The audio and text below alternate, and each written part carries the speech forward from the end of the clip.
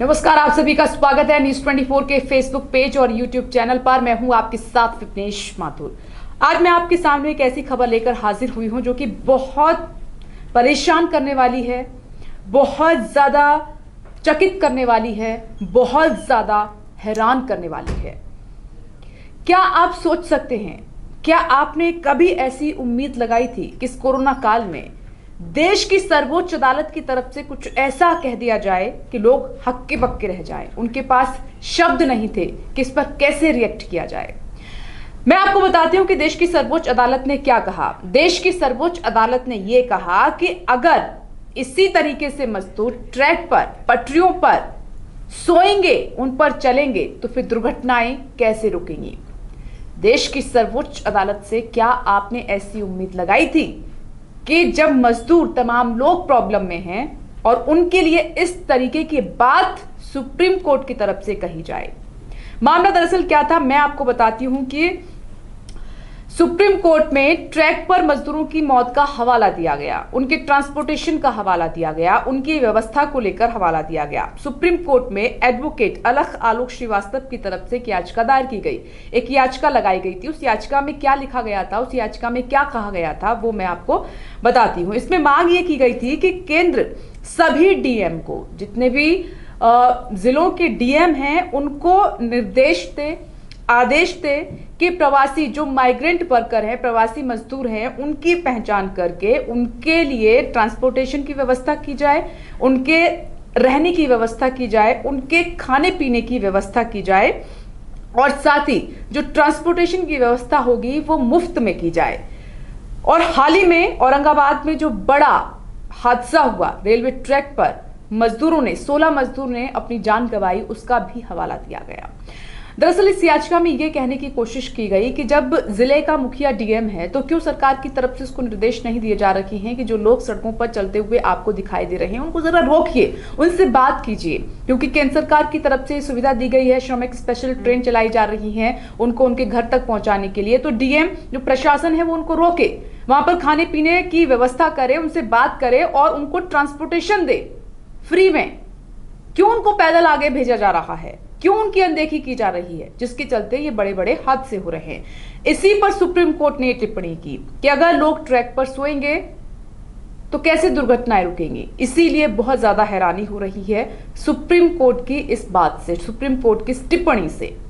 साथ ही supreme court ने यह भी कहा कि कई हिस्सों से अपने घर लौट रहे प्रवासी मजदूरों पर नजर रखना या उसे रोकना नामुमकिन है। बेहतर होगा कि सरकार इस पर जरूरी कुछ और कदम उठाए, इस पर जरूरी और काम किए जाएं, कुछ और इस तरीके से प्लानिंग की जाए ताकि जो मजदूर जा रहे हैं, पैदल यात्रा कर रहे हैं, जो हादसों का शिकार हो रहे हैं, उनकी बेबसी, लाचारी जो दिखाई दे रही है, उसमें उनको कुछ राहत मिले और उनको घर वापसी के लिए ट्रांसपोर्टेशन मुहैया कराया जाए। इस पर केंद्र सरकार की तरफ से यह कहा गया कि हम पूरी व्यवस्था दे रहे हैं और राज्य सरकारों के साथ डील भी हुई है कि किस तरीके से उनकी घर वापसी करानी चाहिए। स्पेशल श्रमिक ट्रेनें भी चलाई गई हैं, ट्रांसपोर्टेशन की व्यवस्था भी की गई है, लेकिन मजदूरों को धैर्य रखना चाहिए, मजदूरों को वेट करना चाहिए। मजदूर मान नहीं रहे हैं, मजदूर पैदल चल रहे हैं, तो ऐसे में ना तो पुलिस उन पर एक्शन ले सकती है, ना प्रशासन उन पर किसी और तरीके का एक्शन ले सकता है। तो ऐसे में ये मजदूर नहीं मान रहे। मजदूरों को धैर्य रखना चाहिए, मजदूरों को वेट करना चाहिए, मजदूरों को रुकना चाहिए और अपनी बारी का इंतजार करना चाहिए ताकि जो सरकार की तरफ से सुविधा दी जा रही है वो उनको मिले और इतनी ज्यादा परेशानी उनको उठानी ना पड़े। आप जानते हैं कि कोरोना महामारी के चलते लॉकडाउन में देश के कई हिस्सों से मजदूरों के लौटने का जो सिलसिला है वो लगातार जारी है, जबकि सरकार ने ये कहा कि जो पलायन का सिलसिला है वो रुक गया है, लेकिन ऐसा नहीं है। अब भी अगर आप अपने जहां पर आप रहते हैं राज्यों में सड़कों पर नजर डालेंगे तो आपको प्रवासी मजदूर जो हैं चलते हुए नजर आएंगे, उनकी बेबसी, लाचारी आपको नजर आएगी। भूखे हैं, प्यासे हैं। और कई तस्वीरें ऐसी थी, आपने देखा था कि बैलगाड़ी पर जा रहा है परिवार, एक बैल है तो दूसरा बैल वो खुद बन गया, उसने बैलगाड़ी को खींचा। दूसरी तस्वीर में आपने देखा कि एक महिला जो कि कई दिनों से पैदल चल रही है, उस पर एक ट्रॉली बैग था, उसने अपने बच्चे को उसी पर डाल लिया, उसी पर डालकर खींच रही है। तो क्या है ये, बेबसी नहीं, लाचारी नहीं तो और क्या है। एक पति अपनी गर्भवती पत्नी को लकड़ी की एक छोटी सी गाड़ी पटरी सी बनाकर उस पर बैठाकर, अपनी मासूम बच्ची को बैठाकर, आप यकीन करेंगे 800 किलोमीटर पैदल चलता है, तब जाकर वो अपने घर पहुंचता है। और सुप्रीम कोर्ट कहता है कि ट्रैक पर अगर मजदूर सोएंगे तो दुर्घटनाएं होंगी। कैसा लगता है ये सुनकर? दुख होता है, बहुत दुख होता है। कोई और ऐसे कह देता तो थोड़ा हम इग्नोर भी कर देते, लेकिन देश की सर्वोच्च अदालत ने ऐसा कह दिया है जो कि अंदर तक ये बात उन लोगों को चुभी है, उन लोगों के दर्द को बढ़ाया है जो इस वक्त मुश्किल में है।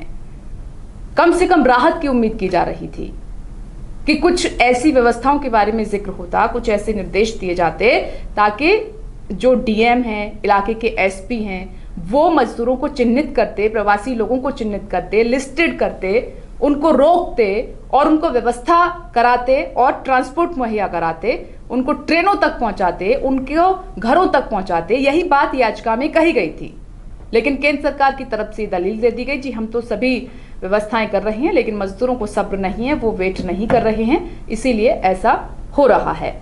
तो वैसे में सवाल ये उठता है कि अगर इस तरीके की बातें होंगी, अगर इस तरीके की टिप्पणी की जाएंगी मजदूरों पर, तो फिर कौन इन्हें गंभीरता से लेगा? जब देश की सर्वोच्च अदालत ने ही इतनी बड़ी बात कह दी, तो फिर कौन इनकी तरफ ध्यान देगा? क्या जिम्मेदारी नहीं बनती है? क्या छिपाने से आंकड़े छिप जाएंगे? क्या तस्वीरें छिप जाएंगी? कहते हैं कि तस्वीरें झूठ नहीं बोलती हैं। जो तस्वीरें सामने निकल कर आई हैं, उन्होंने पूरी सच्चाई को सामने लाकर रख दिया है। तो बेहतर यही होगा कि जो डीएम हैं इलाके के, उनको निर्देश दिया जाए, उनको कहा जाए कि जी आप अपनी जिम्मेदारी को ईमानदारी से निभाइए, और जो मजदूर हैं, जो बेबस लोग हैं, लाचारी के शिकार हैं, उन पर अपना हाथ रखिए, उनके लिए व्यवस्थाएं कीजिए, उनको फ्री ट्रांसपोर्टेशन दीजिए, उनको पहुंचाइए ट्रेनों तक, उनको पहुंचाइए उनके घरों तक। अगर ऐसा होगा तो किसी को शौक नहीं है पैदल सफर करने का, किसी को शौक नहीं है इतना बड़ा खतरा मोल लेने का। तो ये आज सुप्रीम कोर्ट की तरफ से जो सवाल उठाए गए या जो टिप्पणी की गई, वो अपने आप में बहुत ज्यादा दर्दनाक है। नमस्कार।